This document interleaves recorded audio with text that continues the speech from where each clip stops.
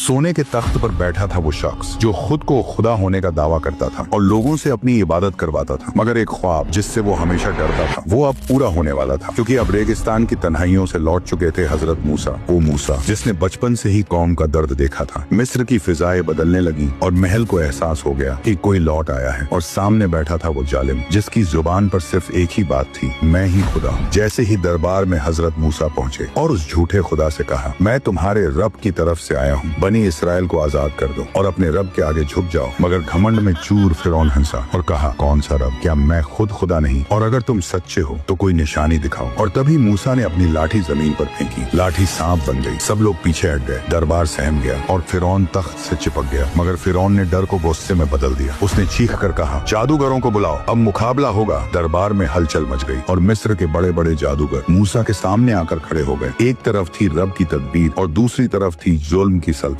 बस फिर क्या था, जैसे ही जादूगरों ने अपनी अपनी लाठियां जमीन पर फेंकी, वो भी सांप बनकर रेंगने लगी। मगर तभी मूसा की लाठी आगे बढ़ी और जो नजारा हुआ उसने जादू और हक का फर्क साफ कर दिया। मूसा के सांप ने एक एक करके सारे झूठे सांप निगल लिए और सच अकेला खड़ा रह गया। जादूगर कांप उठे, उन्होंने पहचान लिया ये जादू नहीं था। और उसी दरबार में, उस जमीन पर वही जादूगर सजदे में गिर पड़े। हम भी उसी रब पर ईमान लाते हैं जो मूसा का रब है। पूरा दरबार हैरान रह गया और फिरौन जो खुद को खुदा समझता था गुस्से से लाल हो गया। अब सवाल ये नहीं था मूसा कौन है, अब सवाल ये था फिरौन का घमंड कब चूर चूर होगा। अगर आप इस सच्ची कहानी की खौफनाक सजा देखना चाहते हैं तो पार्ट 4 के लिए कमेंट जरूर करें और इसे आगे भी शेयर करें और हमारे इंस्टाग्राम पेज को भी फॉलो करें।